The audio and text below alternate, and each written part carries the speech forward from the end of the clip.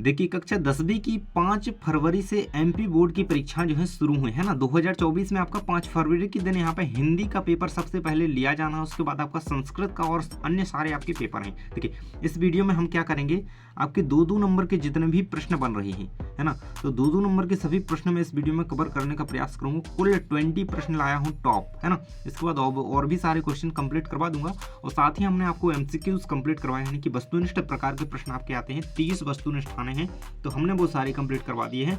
2 video हैं, अभी जाकर के देख लेना। एक वीडियो और आने वाला है आपका, तो जाकर के देख लेना, ताकि वो आपका जो वस्तुनिष्ठ प्रकार के 30 नंबर जो है बिल्कुल से कंप्लीट हो जाएं। तो इसमें 2-2 नंबर के सभी प्रश्न देखेंगे और 100% आने वाले प्रश्न बताऊंगा। यहाँ पे कोई ऐसे नहीं बताऊंगा कि बिल्कुल आपके लिए यहाँ पे फिजूल नहीं, हर एक इंपॉर्टेंट है, यही पढ़ना, क्योंकि बहुत सारा आप अभी नहीं पढ़ सकते हैं और बस यही पढ़िएगा जो मैं बताऊंगा। देखिए तो सबसे पहले आपका प्रश्न नीचे दिया गया है। पहला प्रश्न है छायावाद की 2 विशेषताएं लिखिए।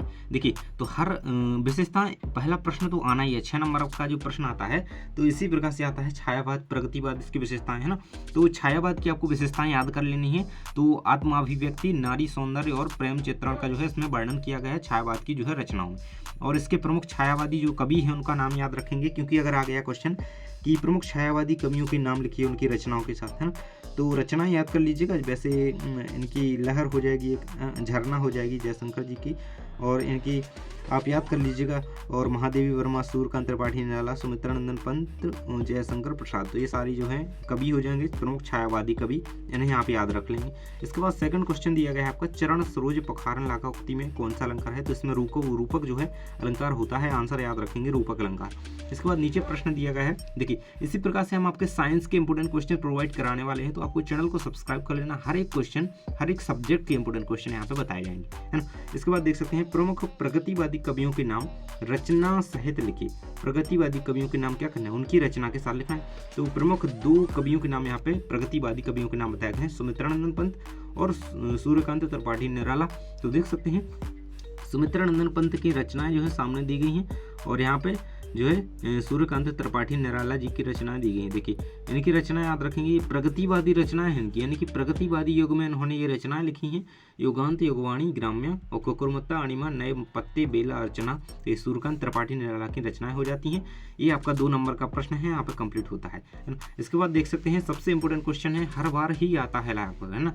तो आपको खंड काव्य और महाकाव्य में अंतर तो याद कर ही लेना है। साथ ही आपको क्या करना है, प्रमुख महाकाव्यकारों के नाम, उनकी रचना शक्ति, यानी कि जो महाकाव्य हैं उनकी कवियों के नाम, उनके रचयिताओं के नाम, उनकी रचना सहित, यानी कि तुलसीदास जी द्वारा जो रामचरितमानस महाकाव्य रचा गया है उनका नाम और उनकी रचना का नाम। तो महाकाव्यों के नाम उनके रचयिता सहित आपको याद होने चाहिए। तो ये 4 नाम बता दिए हैं, रामचरितमानस, साकेत, कामायनी, पद्मावत। तो सामने उनके रचनाकारों के नाम के सामने उनकी रचनाएं लिखी हुई हैं, आप ये देख सकते हैं। बहुत इंपॉर्टेंट क्वेश्चन है आपका, ये जरूर से कंप्लीट कर लेना।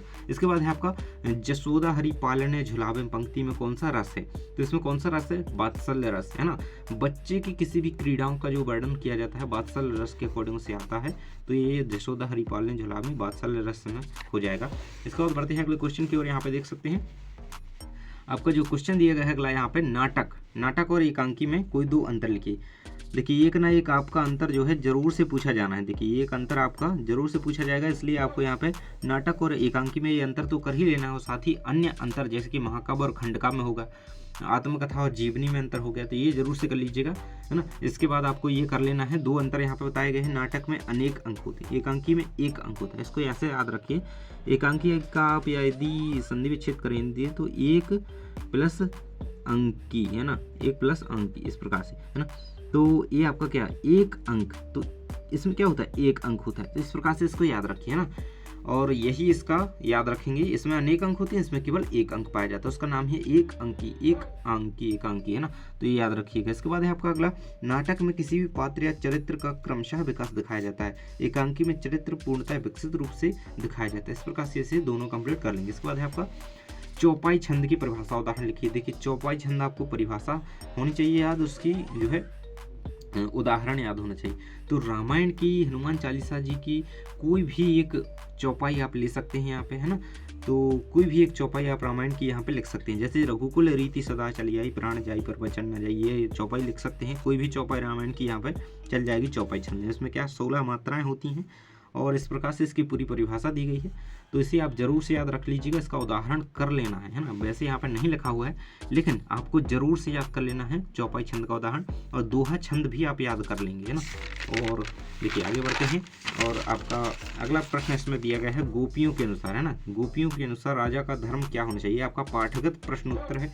तो इसे देखेंगे, गोपियों के अनुसार राजा का धर्म यह होना चाहिए कि वह प्रजा को कभी भी सताए नहीं और निरंतर उनकी भलाई में लगा रहे। तो ये यहाँ पे गोपियों द्वारा यहाँ पे कहा गया था। इसके बाद आपका नेक्स्ट क्वेश्चन है यहाँ पे सूरदास जी के पाठ से सूरदास का भाव पक्ष लिखते हुए 2 रचनाओं के नाम की। देखिए तो ये 3 नंबर का प्रश्न है आपका, क्योंकि किस प्रकार से आता है, अब इसी प्रकार से यहाँ पे जो है कवि परिचय पूछा जा रहा है। बोर्ड ने इसे शॉर्ट कर दिया है, क्वेश्चन को सीधा लिख दिया जाता है। इसका भाव पक्ष लिखते हुए 2 रचना लिखिए इनका, और 2 रचना इस प्रकार से आप लिख देते हैं, है ना। 2 रचना जरूर से हर एक कवि की याद कर लें। जयशंकर प्रसाद आपके जो मोस्ट हैं वो मैं बता दूंगा।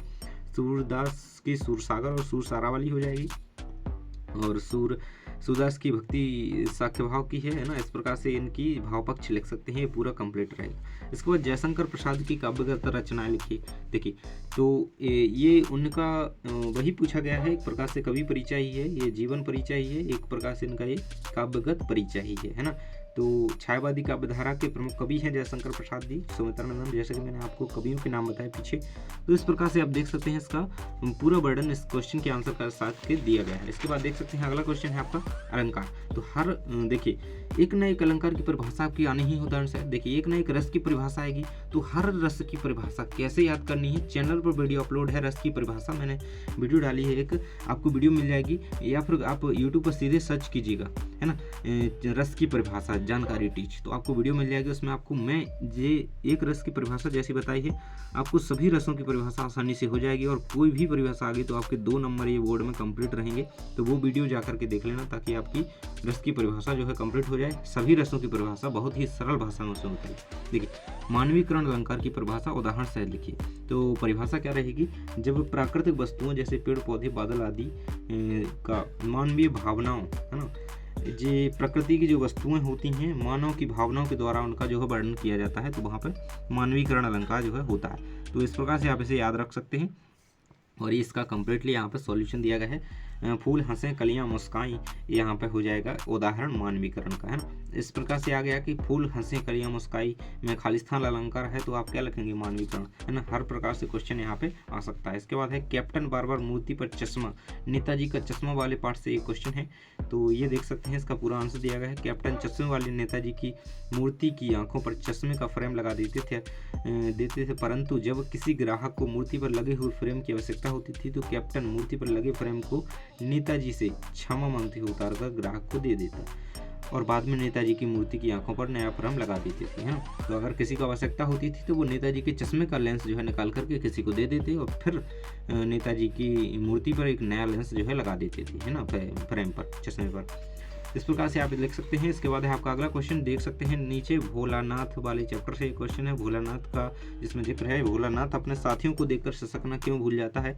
बहुत इंपॉर्टेंट क्वेश्चन है ये, 2 नंबर का क्वेश्चन बनेगा, तो इसे कंप्लीट कर लेना अच्छी तरीके से, पूरा आंसर आपके सामने दिया गया है। इसके बाद बढ़ते हैं अगले क्वेश्चन की ओर। यहाँ पे देख सकते हैं आप नीचे आपके क्वेश्चन दिए गए हैं, ये देखिए आपकी रीतिकाल की जो है, रीतिकाल की काव्यगत विशेषताएं आपसे पूछी गई हैं। तो रीतिकाल की काव्यगत विशेषताएं हैं यहाँ पे, नारी के प्रति कामुक दृष्टिकोण, ब्रज भाषा की जो है प्रधानता रीतिकाल में रही है।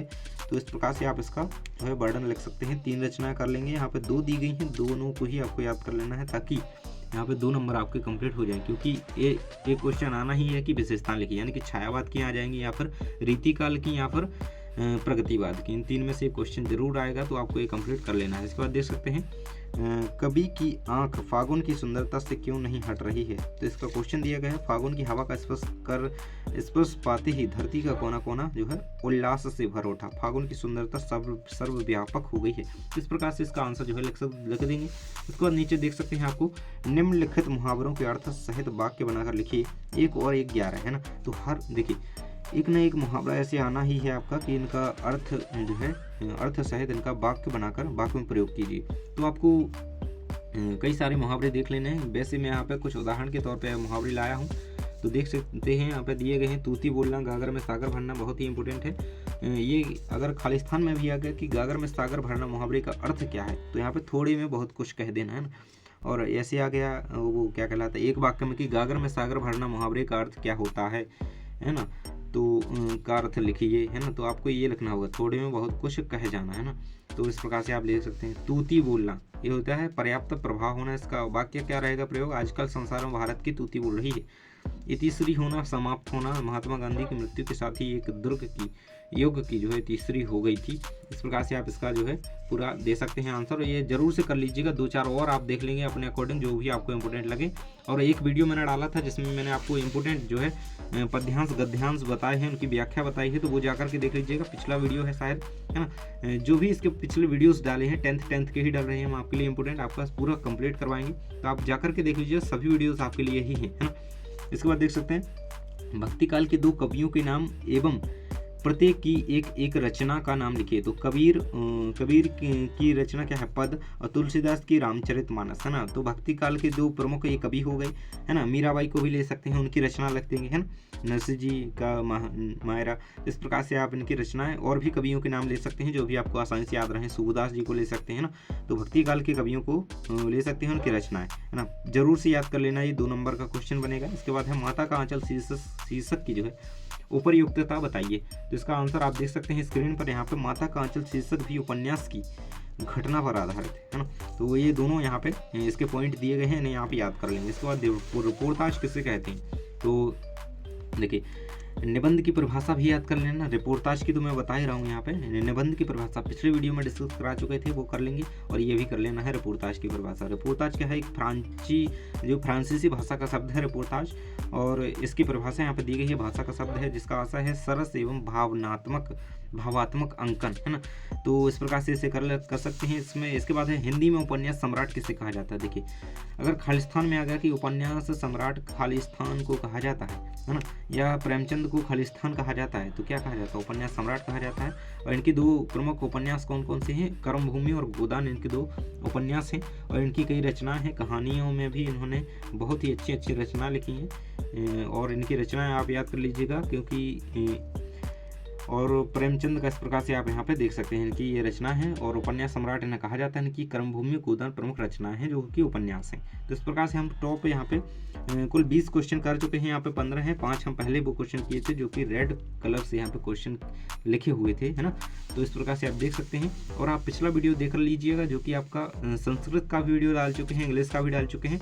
और साथ ही आपको यहाँ पे क्या मिल जाएगा, साथ ही जो आपकी जो अन्य सब्जेक्ट्स हैं उनकी यहाँ पे आपको इंपोर्टेंट क्वेश्चन मिलेंगे। तो चैनल को सब्सक्राइब कर लें ताकि आपको हर एक वीडियो मिल सके। और बोर्ड परीक्षा की अच्छी तैयारी के लिए जरूर से जुड़े रहें। टेलीग्राम ज्वाइन कर लें। थैंक्स फॉर वॉचिंग, मिलते हैं नेक्स्ट वीडियो में।